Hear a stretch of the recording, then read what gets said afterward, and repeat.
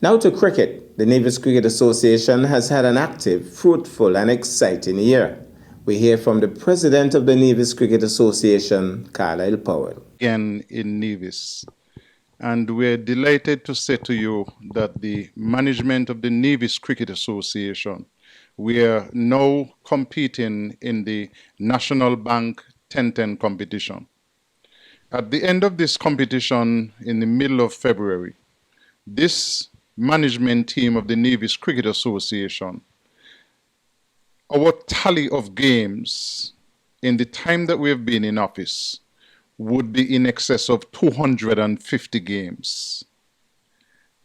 This last season, we were fortunate in that having played those games, we have seen a number of players from Nevis move on to represent the Leeward Islands cricket team and, in fact, the West Indies Cricket Academy. Let's start with the under-19.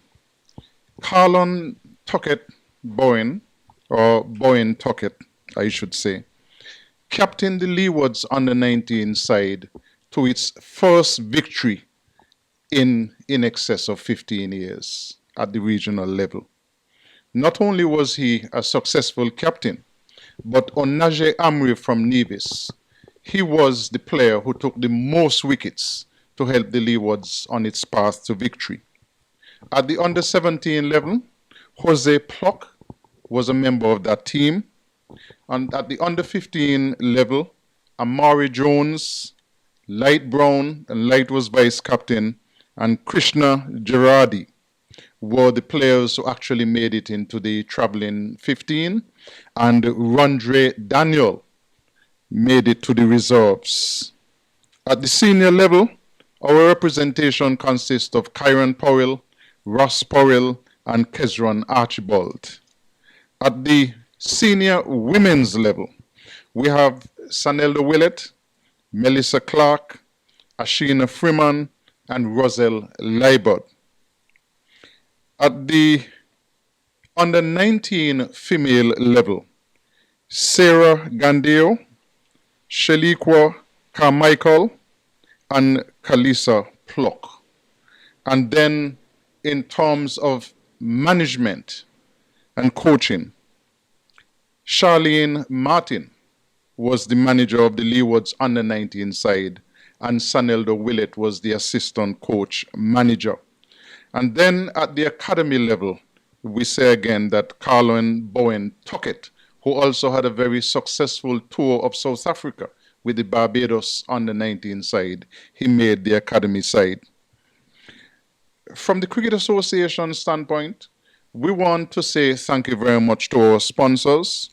And at the Harvey Stapleton 2020 level, the Stapleton family stepped in and provided sponsorship for that one. National Bank sponsored our 10-10 tournament, and the Bank of Nevis stepped in to sponsor our 40 and 35 over competition. Looking forward, we have been advised that the Leewards will play a 3-day competition during the break in the 4-day regional tournament next year, and that tournament will be hosted by St. Kitts. And so the Nevis Cricket Association, we are looking forward to playing some 2-day matches in getting our team prepared to participate at the Leeward Islands level so that we can properly identify talent so we can select the Nevis team. I also want to congratulate Stuart Williams and a team of assistants, including Wendell Micey Wallace, Veli Skidder, who have been helping with the under-13 program, and Keith Atherton, who has been helping with the under-17 program. And I left for last the management team. Curtis, I want our viewers to know that the management team of the Nevis Cricket Association has gelled very nicely.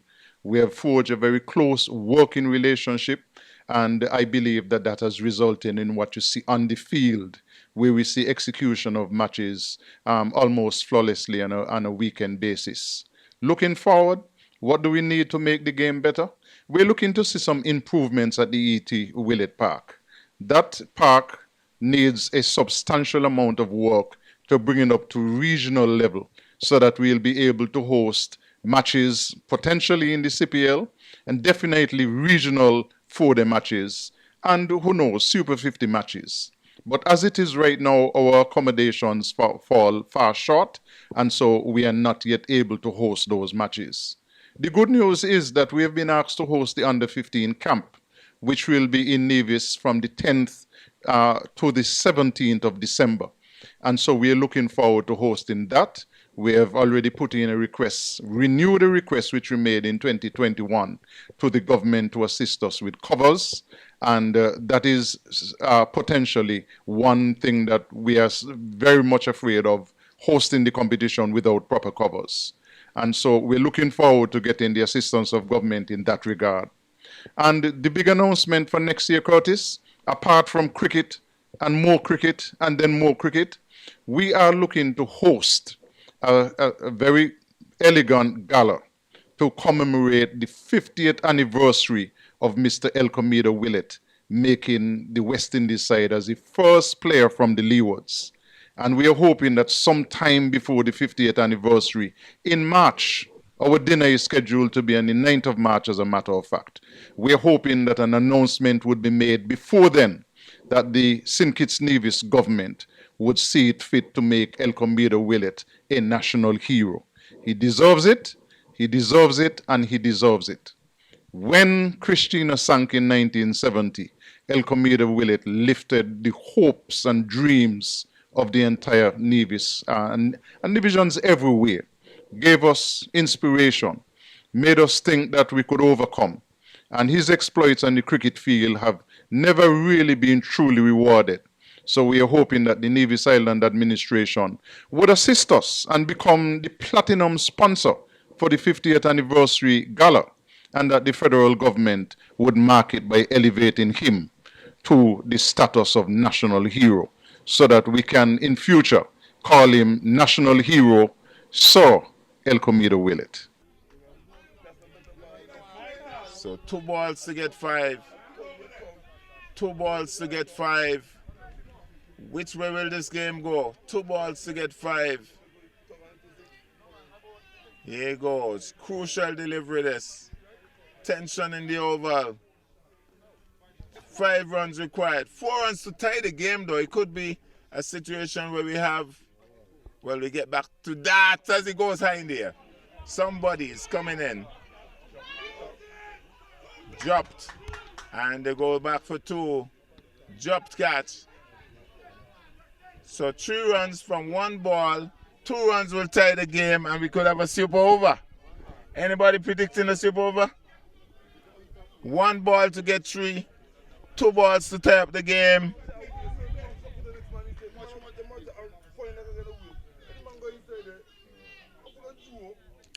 So 2 runs to tie the game. 3 runs to win. In the air. Is anybody getting there? Dropped catch again. The game is tied. It's a super over. It's a super over. They're going to have a super over. And when you're talking about coordination of sports on Nevis, you go to the sports department. Speaking of an active year, the Nevis Sports Department was very much involved this year. Director of Sports, Jamia Claxton, fills us in with some of the excitement. 2022 was a very successful year for the Department of Sports, as we collaborated with a number of stakeholders in executing various events across Nevis. I would like to start off by speaking about Interprimary. We resumed Interprimary officially this year after a 2-year hiatus, and it was a very successful event. Congratulations to the Charleston Primary School for winning that particular event. For us, it was a tremendous success because we didn't know what to anticipate after missing Interprimary for so many years, for those number of years. And so Interprimary was a very successful event.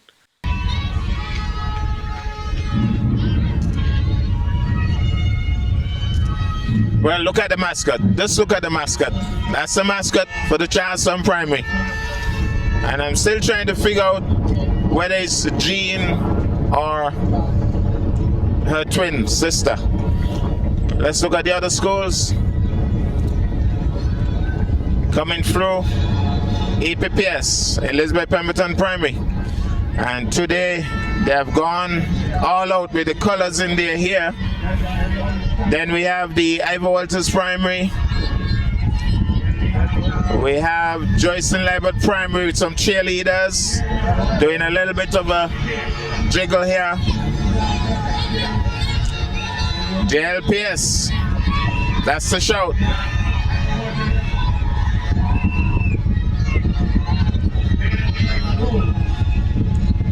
Then we have Mud Cross Prep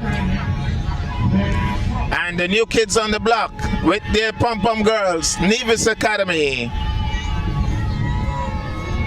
Looks as if they're ready. Then we have the St. James's Primary School. I think the entire school might be here in this march past. It's a small school, but they say they're not to be overlooked by any stretch of the imagination. Then, in bright green, the green machine, St. Thomas's Primary. And there goes St. Thomas's Primary. And then we also have the Violet Nichols Primary School, VOJN.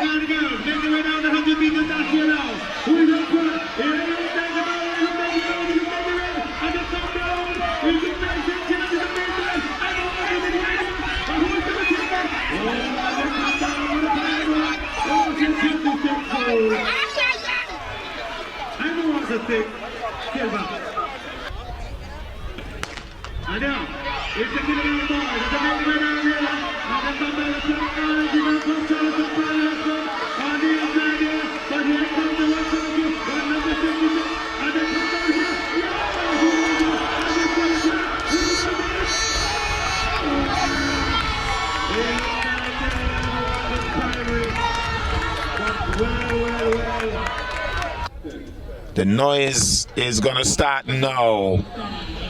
Looks like Charlestown Primary. I'm seeing orange. I'm seeing Joyce and Libert, I think it is. I'm seeing St. Thomas's. My goodness, St. Thomas's is cleaning this one up by a long way. St. Thomas's. And I think VOJN and Joyce and Libert Primary was somewhere in the mix. They're off and running. They're off and running. Who is leading the pack at this point? Looks like, well, as they get closer, it looks like VOJN, and by a long way too. VOJN by a long way. She has been a dynamo all afternoon. I got you. Well, we're about to start. We're off and running.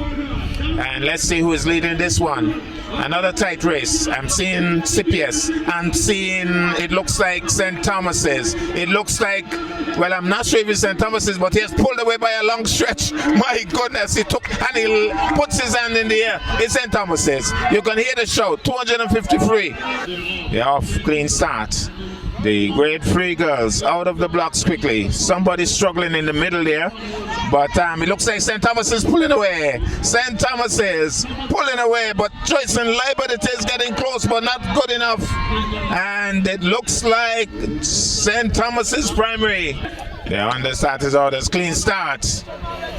Grade 3 boys. I'm seeing Joyce and Libert. I'm seeing Charlestown Primary. I'm seeing St. Thomas's. Joyce and Libert seems to be holding on. St. Thomas's is just about. Hey! Well, that was close. Set. Clean start, folks. Let's see who is leading this one. Well, it's a rush. Charlestown Primary on the outside looking good. St. Thomas is looking good. Joyce and Libert looking good. But it's Charlestown. Well, it's girls. Yeah, I thought it was the boys, but it's the girls who came down. Clean start this time. How are they juggling? How are they juggling, folks? How are they juggling? How are they juggling? How are they juggling? How are they juggling? How are they juggling? It looks like Charlestown. It looks like Charles. It looks like maybe Ivor Walters. They're off and running. The red flag was up at the finish line, so this race might just be disqualified. But Charleston Primary is pushing out. A challenge now, challenge now, challenge now. Well, that looks like maybe Ivor Walters. Clean start, a little bit slow out of the blocks. But where is Charleston Primary? She's there. And there's also Joycelyn Libert Primary. Tiana is pushing. Charleston Primary is pushing. It's going to be a close finish. 4 of them almost at the line. Well, Kent is for Ivor Walters. Here they go. Where are they? It looks like Kent is struggling with VOJ and St. Thomas's. It's Kent and VOJ, and it looks like Kent. It looks like Ivor Walters. They have a clean start this time. 1 or 2 of them moved a little sluggishly this time, but the race is definitely on. As it looks like Joycelyn Libert and Ivor Walters tumbling at the top, and Charlestown on the outside. I'm not too sure.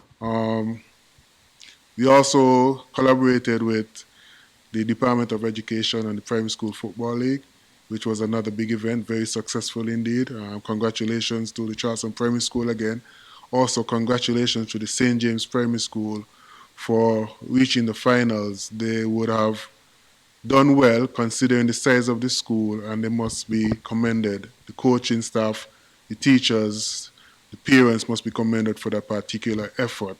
For the first time, we made some adjustments to how we scheduled the games, and this year we had the semi-finals and finals being played in the evening, an experiment which we thought was very successful and very welcomed by the general public.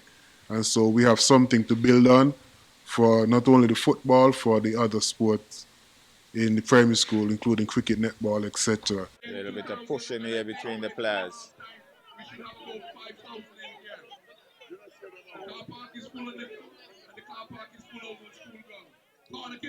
Gone in. Charleston Primary has scored. Charleston Primary has scored. I think he was touched in by the little man. The little man, he is a little man. It was there, but oh, look at him, look at him, look at him, look at this style here. Number 6 has scored.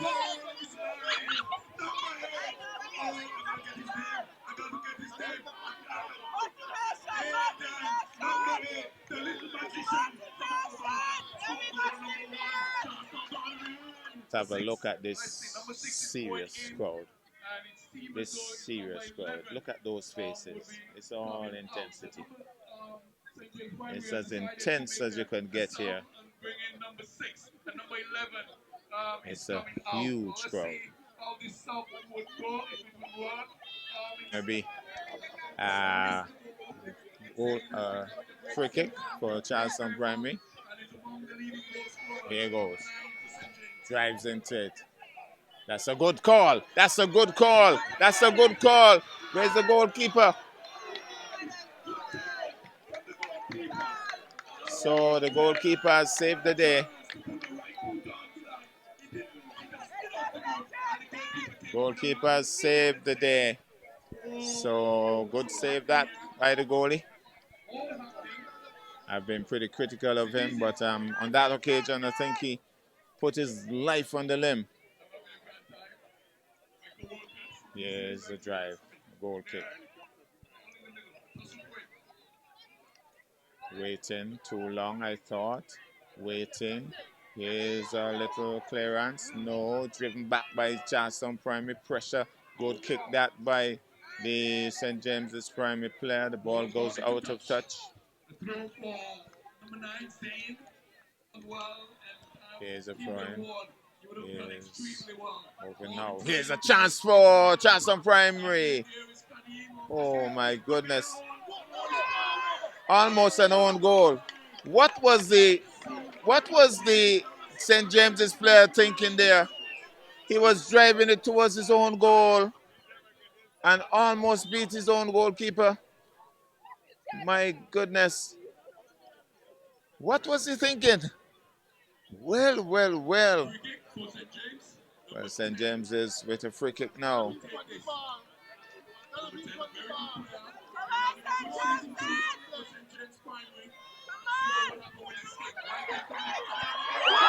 Gone in! Gone in! It could be an own goal. Throughout the summer, we conducted our annual summer camps, and this year we did cricket, football, netball, basketball, and of course the Christina swimming camp, along with tennis. All events were well attended and successful as well.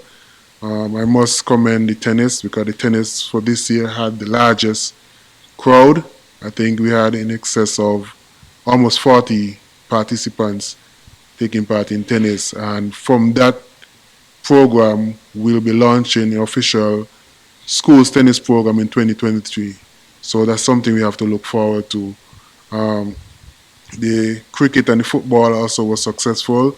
Those programs were also instrumental in helping a number of our young players who participated in national teams and federal teams. So the Department of Sports staff must be commended for the work they have done because they would have contributed to preparing these athletes for various national teams as well. Uh, in 2022, must also be said that we hosted two award ceremony. One for women in sports, which was our second annual. Um, that again continues to be a welcome initiative, and we're looking forward to the 2023 edition. And for the first time this year, we did an Excellence in Sports Appreciation Award for all those athletes from Nevis who made national and regional teams in cricket, football, track and field, and netball. And so that again was another welcome initiative because we need to continuously show recognition, especially to our young athletes.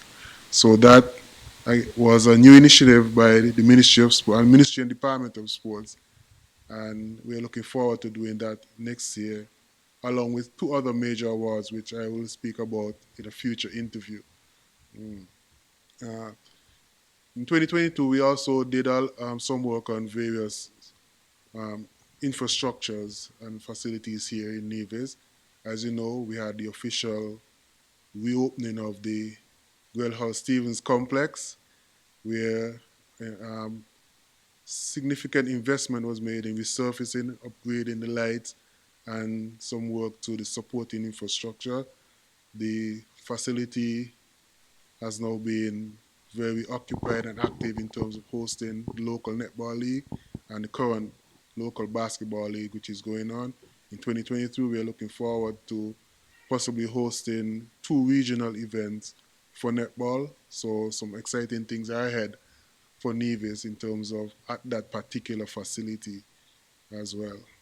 But in 2022, we also saw a number of our young players here in Nevis in football would have made various national teams for the federation who participated in CONCACAF and World Cup qualifiers. Off the top of my head, I can think of Jalden Myers, Chris Brown, Rocco Brown, Vibert Stevens, who would have all played for Sinkis Nevis in qualifiers in Central America. Jamal Lewis as well, who for the first time in a long time was a Nevision who captained the Sinkis Nevis under 17 team in the under 17 qualifiers in the Dominican Republic. So that was a good look for Nevis on a whole. We are now very well represented at the national level in terms of, especially in terms of youth football. We also saw a number of officials who did games overseas as well.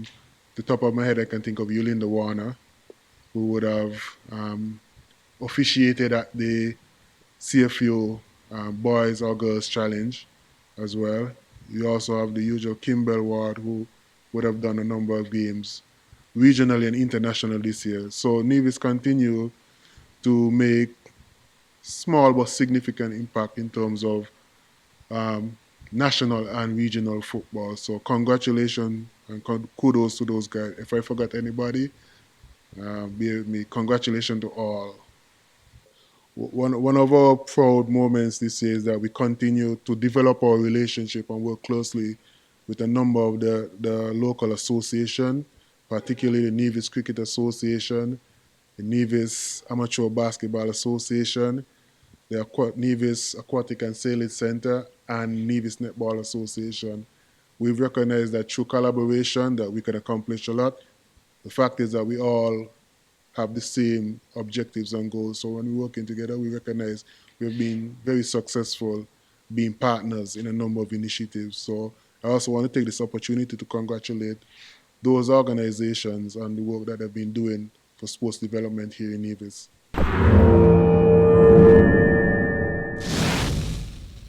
Now to netball. It is not just the Nevis Netball Association anymore, but also the parent body, the St. Kitts and Nevis Netball Association, that has had a very positive year. Alistair Thompson fills us in. 2022 was a successful year for netball in St. Kitts Nevis. As the first vice president of the St. Kitts Nevis Netball Association, I was proud that we were able to host a local league in St. Kitts and a local league in Nevis. When this executive came together, because it was a new executive and a new St. Kitts Nevis association, all the rules pertaining to the association had to be changed. So a brand new constitution was created, and so we were playing under a new constitution. So St. Kitts had their local league, which was a success. Coca-Cola Shamrocks won that. Nevis had their local league, which was also a success. Bath United won that. So those were the tournaments we had. We were supposed to have the St. Kitts Nevis, the Federal League, but because of some issues back and forth, that did not happen. But on our schedule of events for next year, it is high. As a matter of fact, it's actually going to be before the local league next year, because we are wanting to use the Federal League as a springboard to select a national team. It's very difficult for us to select a national team from a Nevis League or a St. Kitts League. But with each club playing each other across the federation, we think it will give us a better opportunity to select the best national team. And so early next year, we are hoping, talking about the ending of January into February, we are hoping to have that Federal League so we can get a national team in training, and so any tournament popped up, or we'll be able to attend a national. We'll be able to put in a national team. So those were the games we had, fortunately for us this year. Into next year, we have some exciting news going into next year. We have the Federal League, we have the local league coming up. Also, we want to have a business league next year. Also, we should have an invitational tournament in over the Easter weekend. We have some team from El Salvador, and we want to do St. Martin, Antigua, St. Kitts Nevis. They are showing some interest in having some games here, and probably it's looking real good for those games to be in Nevis. So we should be having 5 teams. I think it's 5 teams right now that should be playing. That's around the Easter time next year. Earlier this year, the association, we did not send a team to the World Cup qualifiers, because when we look at where we at coming out of Dominica tournament in February, we realized that we needed a lot of work. And so we didn't want to just take up money and players send them just for sending sake. So we did not send a team to the World Cup qualifiers in Jamaica in October. But we journeyed there. The association had representative because there was the America's Netball AGM that was happening there during that time. So we went, and it was a good experience. It gave us some good connections. As a matter of fact, I was able to have a long conversation with a coach out of England who we are working on. I've sent a proposal to the government already to have that coach come here in January. But this coach is coming to work with under 13 and under 19. So we want to do 3 classes, under 13, under 16, and under 19, because we realize that we are struggling at that level. The senior players that are there, they know the game already, but they are weaning out, and we don't see what's coming behind them. So we want to bring in that coach next year to work, and we are hoping that we'll have that coach for a full year here, working with these youngsters to make sure that they are up and ready. And so hopefully next year again, we want to have some games between that age group to see how we can harness netball interest at that level. So it was a good trip.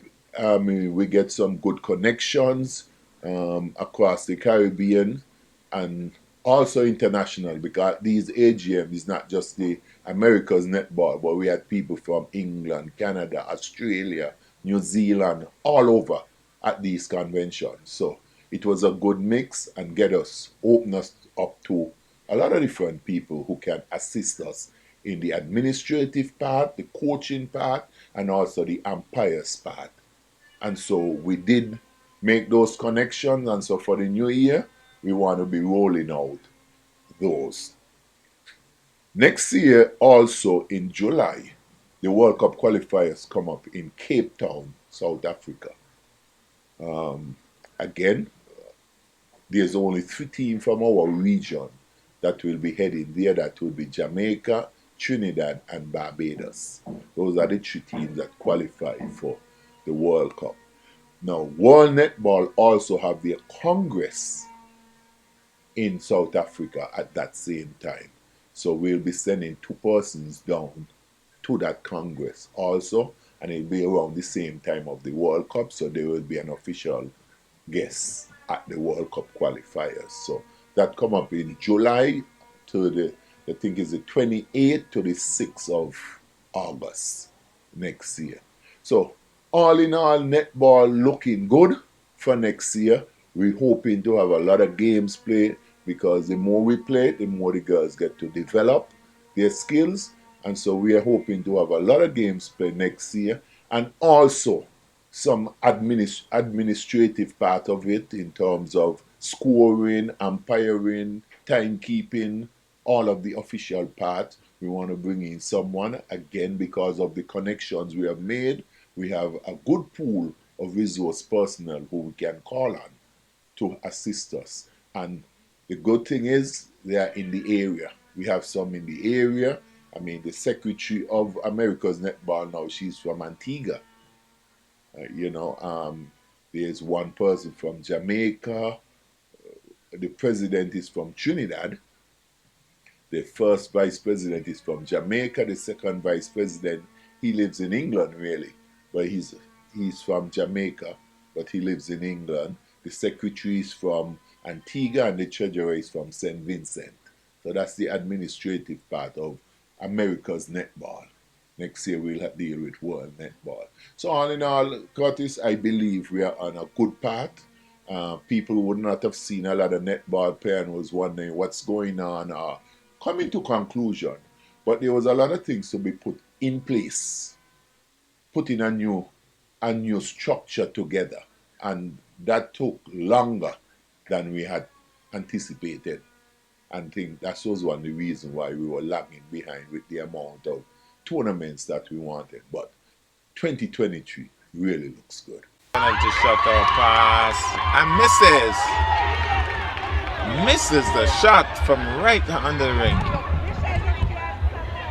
Grabs it once more. She's gonna pass off to Iles. Iles is gonna make it good.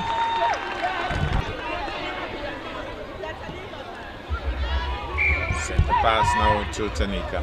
Over now to the wing defense. Over to Tanika. Tanika over now to the goal attack. Swings it across. Good quick pass, but it goes out.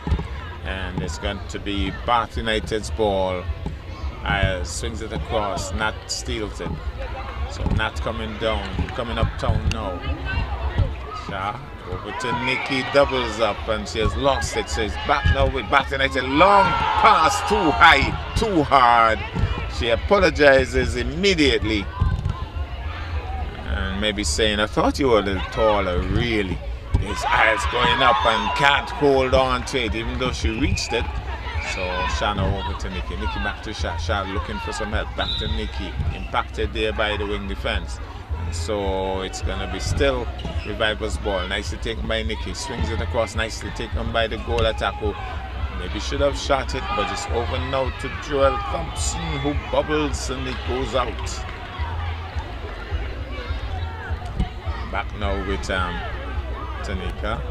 Tanika swings, well, it's the goal defense, swinging it over to the wing attack, over to the center, flicks it, well defended and left by Diana Brown. So it's going to be a throw-in for well defended there by Shinnet Skeet, that left hand reaching, punching it out. So it's going to be a throw-in now with Isles with the throw-in. Over to the wing and defense, who will look for some help. Nicely taken by Diana Brown. So impact there, so it's another attempt. Goes up again, tips it over nicely to Nat going downtown, uptown, passes there, Nat flying through the air, gets it across to the goal attack, flicks it across to Nat gets it across to the goal attack, who's right under the ring, and then makes it good. Another one for Revivals. Center pass is really a bit of a hustle here. Both teams hustling. Another shot for Drew Ella makes it good. So suddenly now, Revivals seemingly trying to make a comeback. Center pass to Tanika. Long pass over now to Isles. Isles tries to get find and bounce passes to the goal attack, and over to Isles, who takes it brilliantly, and Isles doesn't miss much.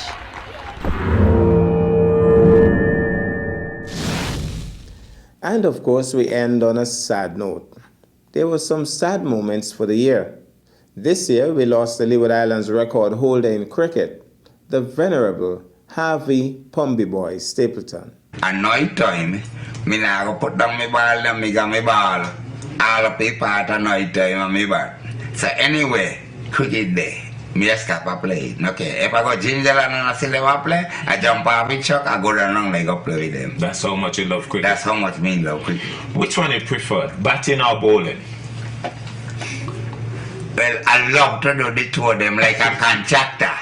A contractor, he's a mason, he's a carpenter, he's a joiner. Okay. And he's still a plumber. Okay. That's how cricket been play. Okay. But now, people want to play cricket, you play, make it as a home bat and don't give no bowling, so he only a home bat. So if he fail in the home bat, he gonna get to drop out the team. But when you got like 10 man a play or 11 man a play, you got to learn everybody to bowl. Okay. I saw the thing come out that everybody to bat. Okay. So then maybe you got a special keeper. But somebody is like keeping to say you give him a choice. Okay, got you. You understand? So everybody should be well rounded. Yeah, like we don't learn halfway to get. Okay. You understand? You remember playing your first match for Prospect? Who did you play against? Which team? Which school team? By school. Okay. Like the people and them in the cricket out of Burnley Prospect School. Like they may want me to be captain in play against by school, but me no. G my friend. And he know the game. Okay. You understand? And G ball leg break, not from the wrist, from the finger. Okay. Like now, nobody in a wall now ball, finger spin like break as a right hander. They ball it like wrist spin, so you could get your googly and your leg break, and then you still got a flipper and an arm ball come back. So you could tangle up a batsman. So G was the captain. Yeah, G was the captain. We out there down for 50. Oh, and how many wickets you got? Me get about 4 wickets, 14 runs. Okay, what? Okay. And Me not out for 14. Okay. Me and a partner named Alaba. You remember Alaba Police? What was his name? Me remember correct name, but I remember him. Yeah, me he was in the wicked. 2 man been out and You make the runs. we make the runs easy. You remember anybody from the boys' school who were playing for the team? Maybe Willett or who, I don't know. Who was playing for the boys' school?